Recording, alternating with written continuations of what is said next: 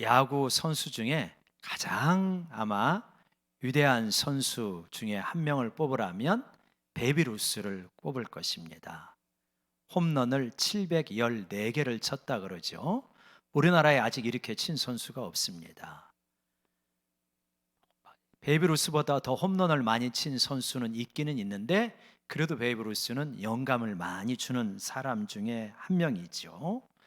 근데 그가 그렇게 많은 홈런을 쳤는데, 그 홈런이라고 하는 큰 이 성공, 그 이면에는 쓰라린 실패가 있는 거죠. 714개의 홈런을 쳤지만 1330번의 삼진 아웃을 당했다고 하니까 거의 배에 가까운 삼진 아웃을 당한 거죠. 만약에 베이브루스가 삼진 아웃 당하는 게 두려워가지고 공을 맞추는데 급급했다면, 똑딱이 타자가 되었다면 결코 그렇게 홈런을 칠 수 없었을 것입니다. 삼진 당하는 것을 두려워하지 않고, 삼진 당할 수도 있지만 힘있게 휘두르니까 그렇게 많은 홈런을 칠 수 있었던 거죠. 그러니까 우리 인생도 마찬가지죠.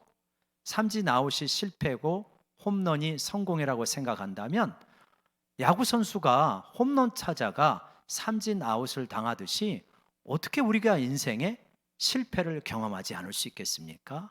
실패 없는 인생이 어디에 있겠습니까?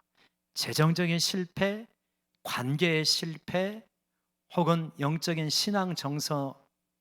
신앙의 어떤 과정에서 넘어진 실패, 혹은 자기를 잘 관리하지 못해서 나온 실패, 무수한 실패가 있는 거죠.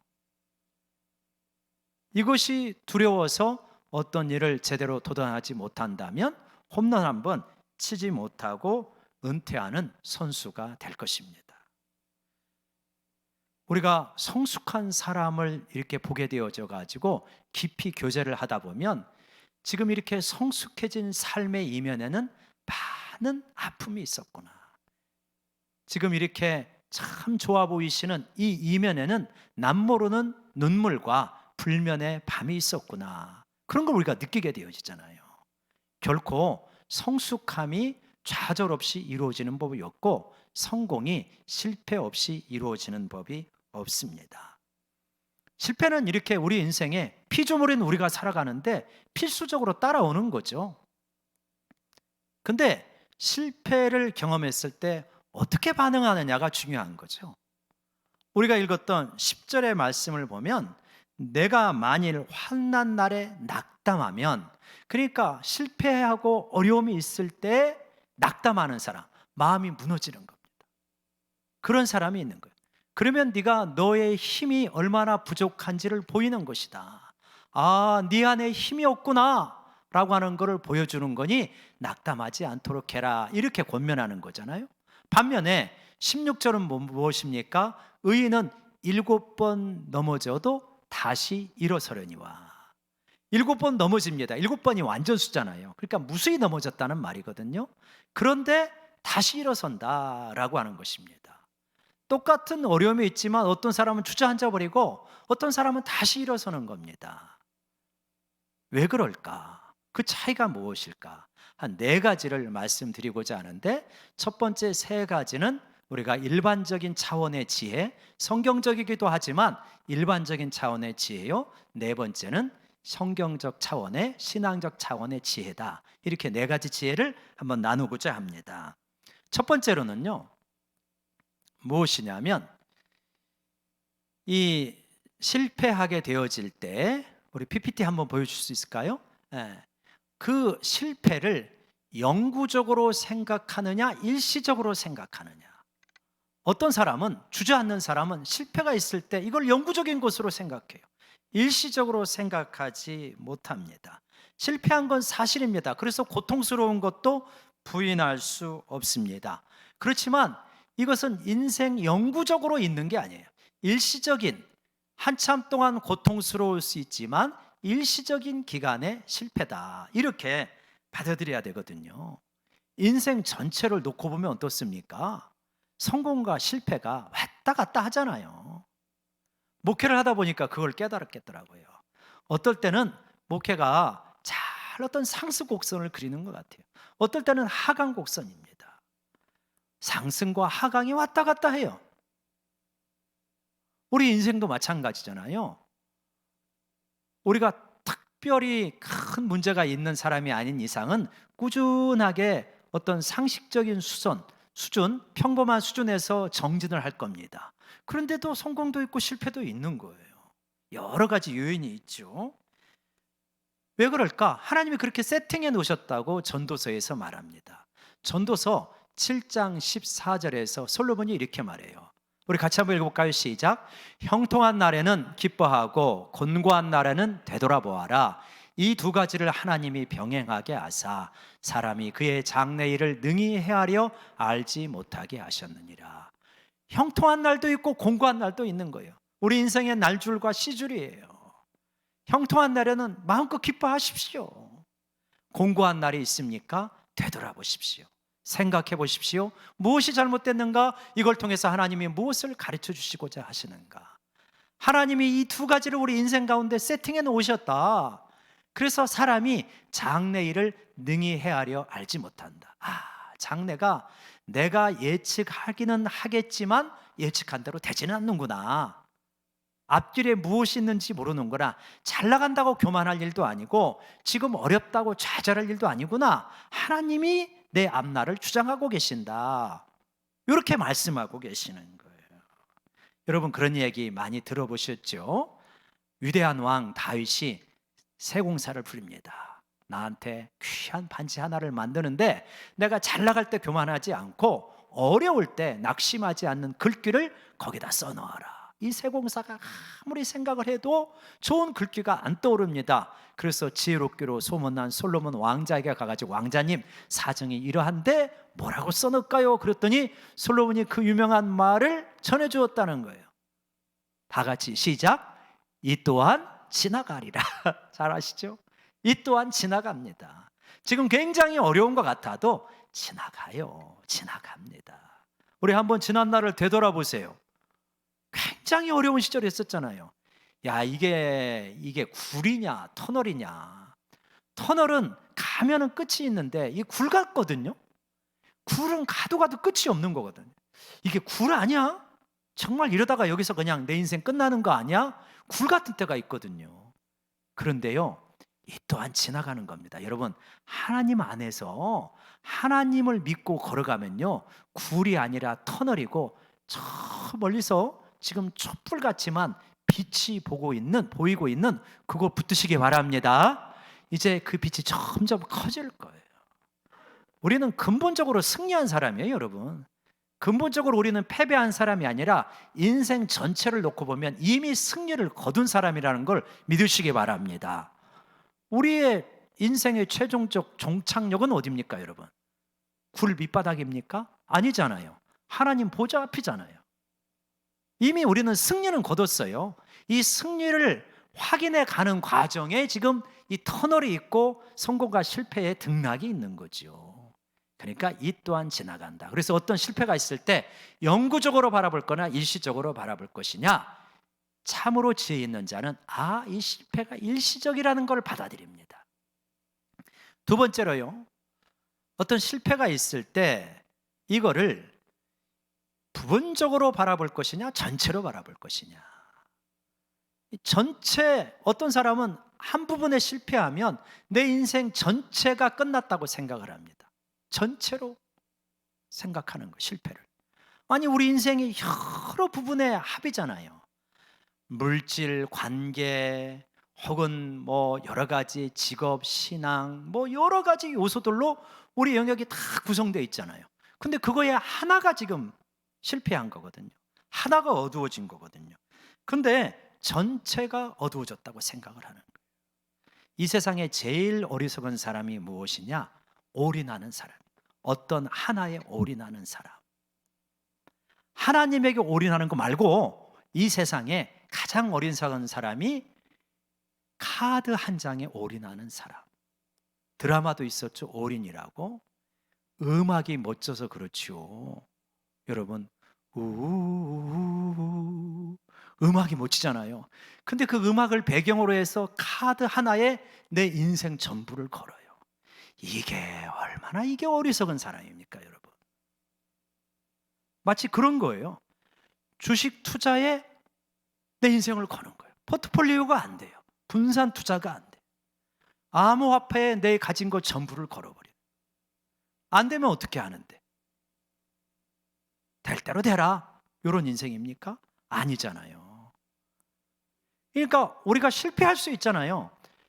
재정적으로 실패했지만 가족이 있습니다. 건강이 있습니다. 신앙 공동체가 있습니다. 무엇보다도 하나님이 계십니다. 근데 하나 실패했는데 내 인생 다 실패했다고 생각을 하는 거예요. 지금도 그런지 모르겠지만 저희 청년 때나 청소년 때 이제 주변에서 이야기를 들어요. 그래서 어떤 집 딸이 연애에 실패해서 죽겠네 살겠네 막 그렇게 울고 불고 난리가 납니다. 아들도 그렇고 딸도 그렇고. 그러면은 부모님이 하는 말이 있어요. 애야 세월이 약이다. 남자가 그놈 하나뿐이냐. 남자 얼마든지 많다. 그렇게 이제 권면을 해줘요. 그러면 막 실현당한 자녀의 입장에서는 그 말이 안 들어오죠. 근데 지나놓고 보니까 10년, 20년 지나놓고 보니까 그 어른들의 말이 참 지혜로운 말이고 옳도다. 그런 생각이 들어요, 안 들어요? 들어요. 세상에 그놈 하나만 있는 게 아니었어요. 다른 좋은 사람이 얼마든지 있을 수 있는 거예요. 우리가 그거를 인정해야 됩니다. 나도 평범하고 그 사람도 평범하다는 것을 인정해야 돼요. 내 사랑만이 지고지순하지 않아요. 비슷비슷한 거예요. 그러면 이거 실패했으면 다른 사람 만나면 되는 거지. 그런 거 아니겠습니까? 왜 모든 가능성을 차단합니까? 그래서 전체와 부분을 구별할 줄 알아야 돼요. 내가 이 부분에 실패한 거지 내 인생 전체에 실패한 거 아니다. 내 인생은 토탈로 말하면 하나님 앞에 이미 성공한 인생입니다. 하나님을 믿는 사람은 이미 성공한 인생이다. 그 믿음을 가지시기를 축원합니다. 세 번째로는요, 이 어떤 실패가 있을 때 비관적으로 받아들이느냐 낙관적으로 받아들이냐 굉장히 중요합니다. 이게 어떤 사람들은 어떤 안 좋은 일이 생기면 벌써부터 가슴이 철렁하고 밥맛이 사라져, 즐거움이 사라져. 조금만 무슨 일이 생기면 인생의 색깔이 어두칙칙해집니다. 비관적이에요. 비관적. 낙관적으로 바라봐야 되는데 관이라고 하는 게 볼 관자잖아요. 그러니까 보는 것 자체가 비관적이냐 낙관적이냐. 우리 그리스도인들은 낙관적이에요. 근본적으로. 왜냐하면 이미 승리를 가지고 있는 사람들이기 때문에. 그러니까 이게 참 우리가, 저도 어느 날인가 이렇게 깨달았어요. 뭘 깨달았냐면 내가 이 시각을 바꿔야지. 예를 들어서 이제 예배를 드리고 있습니다. 혹은 찬양을 하고 있습니다. 강단에서 이렇게 보다가 보여야 되는 사람이 안 보이는 거예요. 지난주에 설교에 그게 내가 걸렸거든. 하고 나서 나중에 기도할 때 보니까 그 부분이 혹시 그분이 걸릴지도 모르는데 그분을 겨냥하고 한 거는 아닌데 혹시라도 걸리나? 그래가지고 마음이 불편해지는. 근데 그렇게 몇 번 하는데 하나님이 깨달음을 주셔서 이 어리석은 종아, 아니 지금 은혜를 받고 어쩌면 인생의 절체절명의 기로에서 하나님의 음성을 듣고자 사모하는 지체들이 이렇게 많이 예배를 드리고 있는데 나는 지금 안 나오고 있는 어떤 사정 때문에 안 나오고 있지도 모르는, 그것도 알지도 모르는데 아파서 그런지 혹은 그냥 살짝 빼먹고 여행을 갔는지도 모르는 그 사람을 붙들고 씨름하고 있다는 게 얼마나 어리석은 일이냐. 지금 있는 게 많이 있잖아요. 근데 왜 잃어버린 거, 이미 깨어진 바가지, 엎질러진 물, 이것만 그냥 아쉬워하면서 남아있는 거를 못 보는 거예요. 이게 어리석은 우리의 모습이다. 자꾸 이 비관적인 요거를 하나님이 기뻐하시지 않는다. 여러분, 아무리 어려워도요, 그래도 우리 하나님이 계신다는 걸 믿으시기 바랍니다. 하나님 우리 붙들어 주셔요. 김승이라는 시인이 그래도라고 하는 시를 썼어요. 그래도 할 수 있어 이렇게 말을 하잖아요. 근데 그래도 30도의 도가 있잖아요. 그런 것처럼 그래도가 있는 거예요. 도를 섬이라고 비유를 했어요. 한번 보세요. 일부분인데, 부도가 나서 길거리로 쫓겨가고 인기 여배우가 골방에서 목을 메고 뇌출혈로 쓰러져 말 한마디 못해도 가족을 만나면 반가운 마음, 중환자실 환자 옆에서도 힘을 내어 웃으며 살아가는 가족들의 마음속, 그런 사람들이 모여 사는 섬, 그래도, 그런 사람들이 모여 사는 섬, 그래도 그 가장 아름다운 것 속에 더 아름다운 피 묻은 이름, 그 가장 서러운 것 속에 더 타오르는 찬란한 꿈. 누구나 다 그런 섬에 살면서도 세상의 어느 지도에도 알려지지 않은 섬, 그래서 더 신비한 섬, 그래서 더 가꾸고 싶은 섬, 그래도 누구나 다 그 섬에 살고 있죠. 신비한 섬이고 더 가꾸고 싶은 섬. 저는 이 줄에 밑줄을 치고 싶어요. 그래서 더 가꾸고 싶은 섬. 우리 안에 그래도가 있거든요. 이 그래도를 가꾸어야 됩니다. 낙관성의 나무를 키워야 돼요. 낙관성의 정원을 가다듬어야 됩니다. 조금 어려운 일이 생기면 비관적으로 바라보면서 내 인생 끝장났어, 실패야 라고 하는 거는, 이건 하나님이 기뻐하시지 않고 인생을 어둡게 만들어가는 거예요. 아니라는 거예요. 그래도가 너에게는 있다. 내가 지금 너와 함께하고 있지 않느냐. 세상 사람들도 그래도라는 섬을 가꿀 줄 알아요. 하물며 믿음의 사람들이겠느냐. 내가 있는데 너는 왜 낙심하느냐. 여러분, 하나님이 계시기에 그래도라고 하는 이 섬을 잘 가꿀 수 있는 우리 모두가 되기를 원합니다. 이 그래도를 거쳐서 여러분 천국에 가는 거예요. 이 땅에 어차피 어려운 일이 있다니까요. 그렇지만 그래도를 거쳐서 천국에 가는 것이다. 자, 이러한 것은 이 세상에 지혜 있는 사람도 알고 있는 그러한 어떤 방식이죠. 지혜 방식이죠. 그런데 우리 신앙인들은 이걸 넘어서야 되는 거죠. 무엇입니까? 우리 신앙인들은 하나님을 향한 신뢰가 있습니다. 하나님을 향한 신뢰. 하나님이 결코 나를 버리시지 않는다라고 하는 이 믿음을 붙드시기를 바랍니다. 한번 보세요. 15절과 16절을 보면 이렇게 되어 있어요. 악한 자가 있는데 악한 자가 의인의 집을 엿봅니다.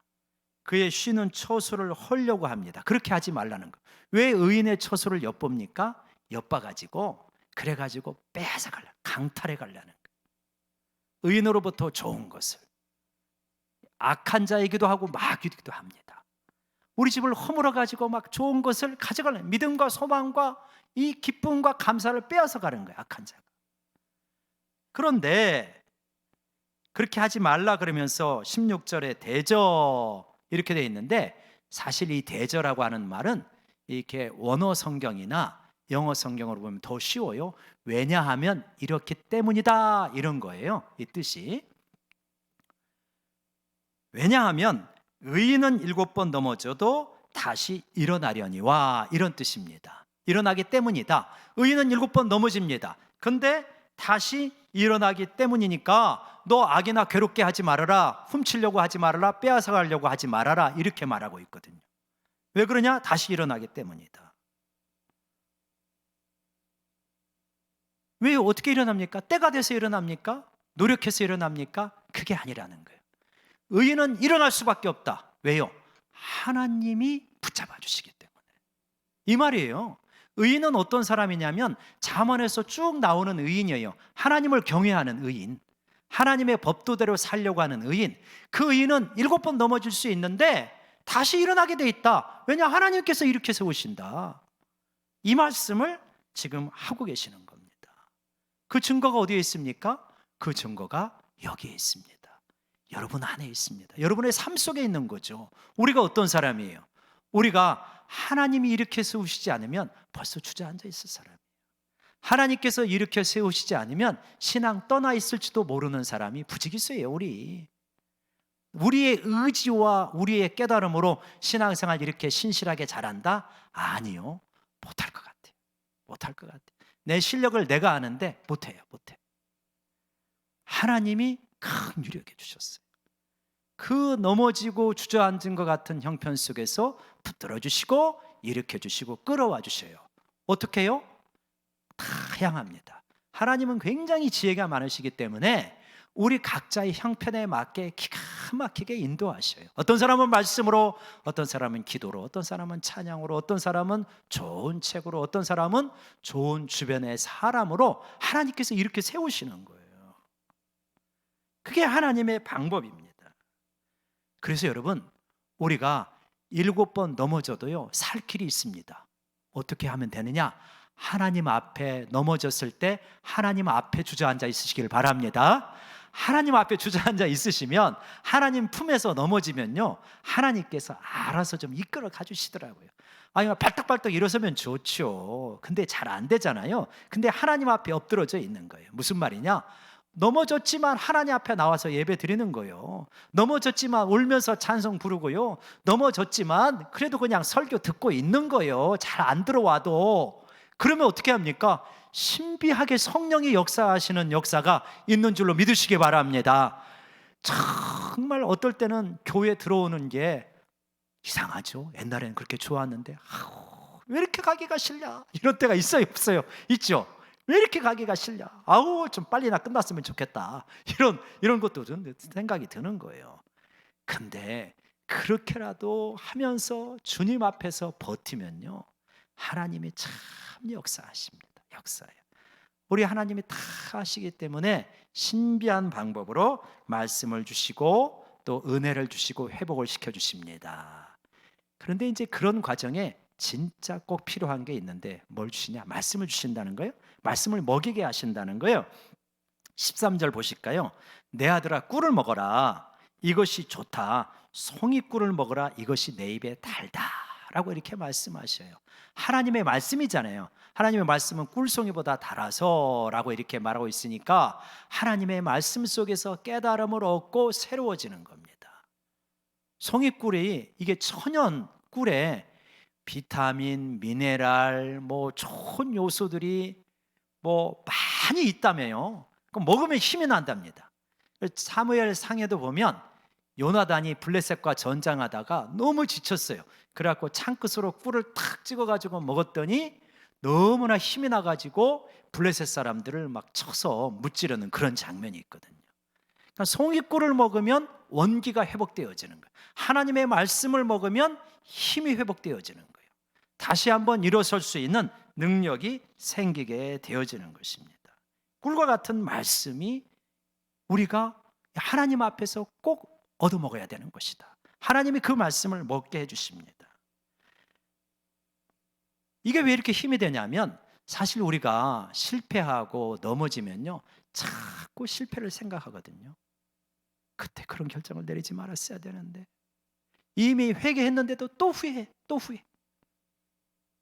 자꾸만 그거를 생각하다 보니까 생각하는 것 따라가지고 분위기가 정해지거든요. 그 사람의 감정의 흐름, 분위기가 정해지. 늘 우울한 음악을 듣는 사람은 힘있게 살기가 어렵습니다. 마찬가지로 늘 실패를 곱씹고 있으니까 힘이 안 나요. 근데 말씀을 듣고 송이꿀처럼 말씀을 힘들어도 먹기 시작하면요, 이제는 뭘 생각하게 되냐면 하나님을 자꾸 생각하게 됩니다. 하나님을 자꾸 묵상하게 돼요. 생각의 초점이 하나님께 맞춰집니다. 우주를 말씀으로 창조하신 하나님, 나를 사랑하셔서 독생자를 내어주신 그 하나님, 나를 위하여 십자가에 죽기까지 사랑하신 그 예수님의 은혜, 이 복음과 교리를 묵상하면서 내가 지금은 비록 넘어져 있고 힘들긴 하지만 얼마나 내가 하나님의 은총 가운데 있는 사람인가 하는 것을 서서히 깨닫게 되어지면서, 그러면서 시야가 달라지기 시작합니다. 우리 시야가 넓어져요. 높아집니다. 그냥 밑에서 봐서 힘들 거거든요. 높은 산에 올라가서 보면은 아이고, 그냥 인생살이가 뭐 그게 그거구나. 넓은지 좁은지 그거 별 차이 없구나. 그거 느끼죠. 비행기 타고 가서 보면 뭐가 어떻겠습니까? 우주선 타고 와서 지구를 바라보면 이 지구 위에서 조금 높이 뛴다고 뭐 뭔 차이가 있겠어요. 시야가 문제인 거죠.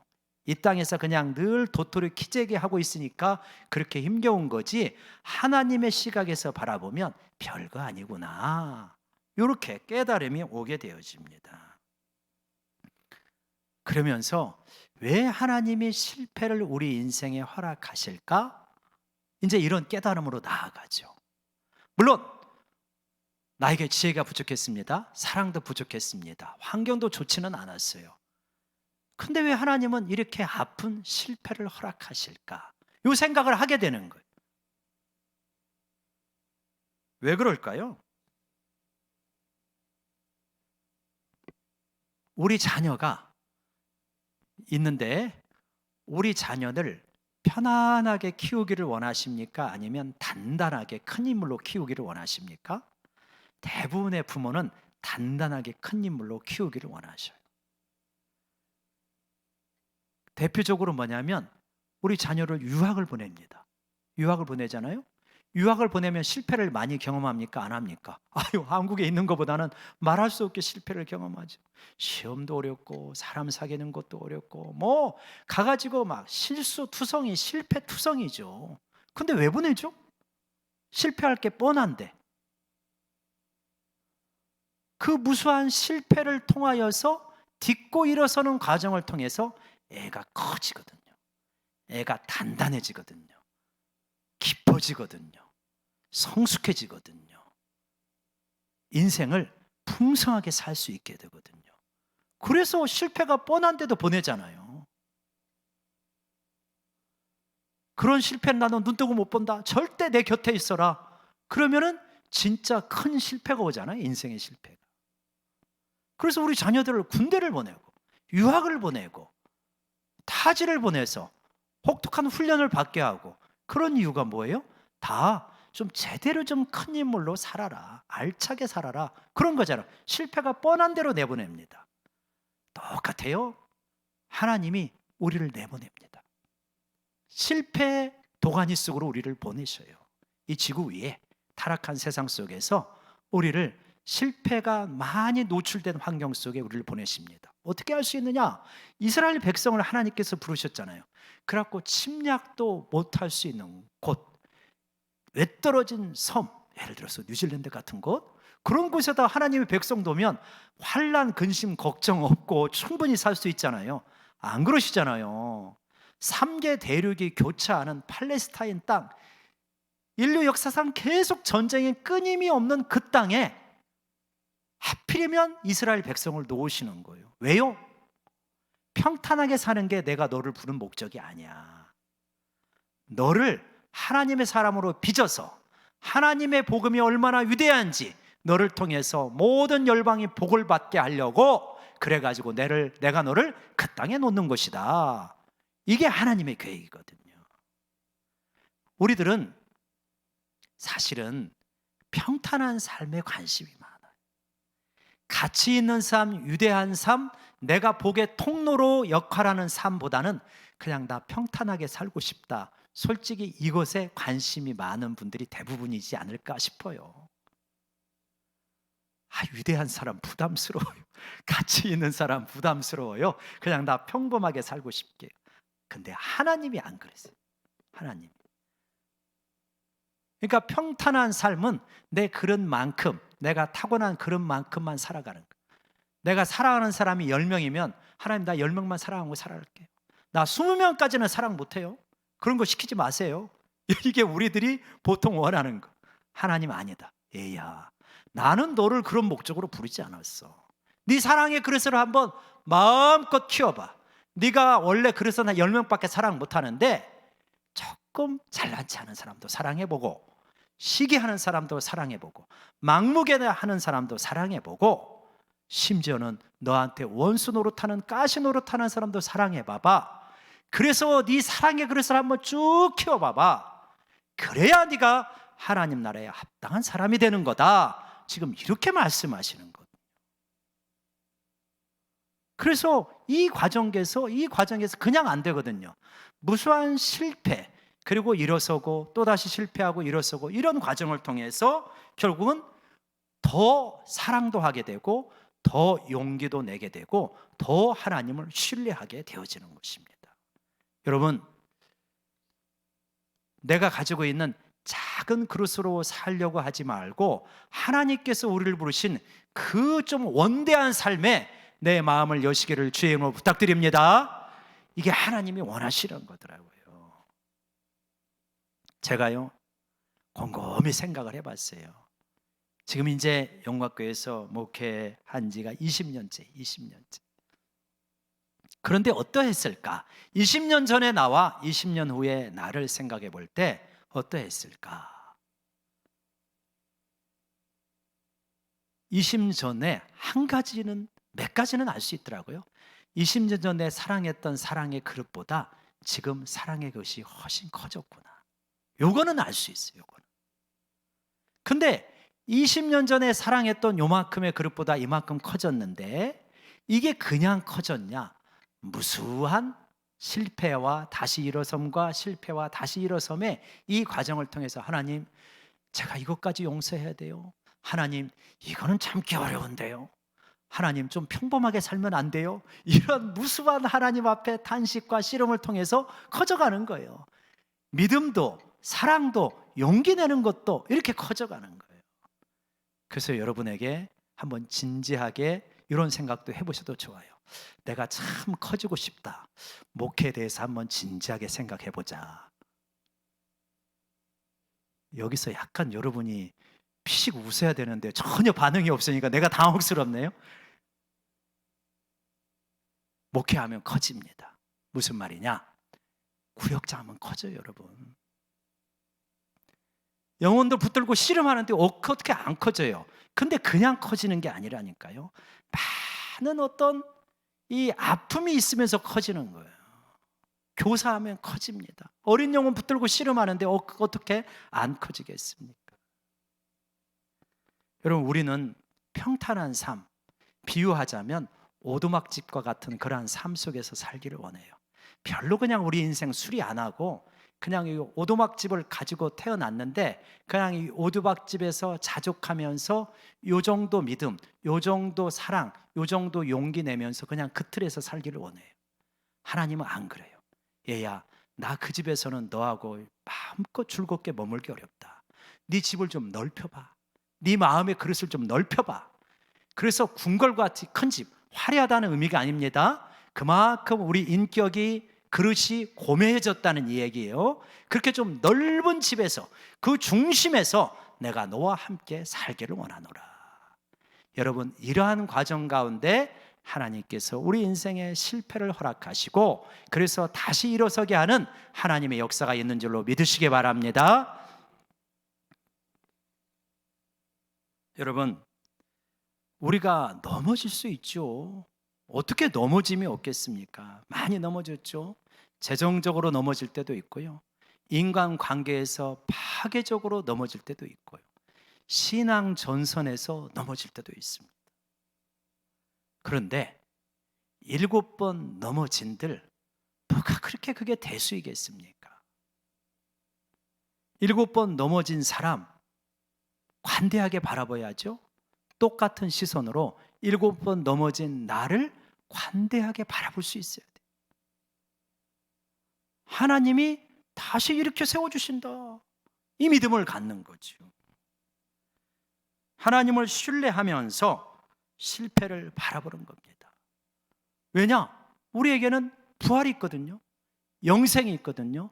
천국이 있거든요. 이 모든 것을 믿으시면 아멘. 이게 있잖아요. 전국적으로 이미 승리는 우리의 것이다. 짧은 인생, 하나님 앞에서 성공과 실패를 경험하다가 단단해지고 그릇이 커지고 더 믿음으로 살아가는 법을 배우고 더 사랑하는 법을 배우고 더 용기를 내는 법을 배우고 더 진실하게 살아가는 것을 배우고 그거 가지고 하나님 앞에 가는 겁니다. 그 과정 가운데 실패는 피할 수가 없어요. 그러나 복음은 무엇입니까? 그 실패 가운데서도 하나님은 우리를 떠나시지 않고 의인은 7번 넘어져도 다시 일어서게 한다. 내가 그렇게 일으켜 세운다. 이것입니다. 이 하나님의 말씀을 붙들고 지금 넘어져 있다면 다시 하나님을 향한 신뢰를 발동하셔서 하나님이 일으켜 세우시는 그 재개의 역사를 이루시기를 주의 이름으로 축원합니다. 네, 기도하겠습니다. 우리 기도할 때 하나님,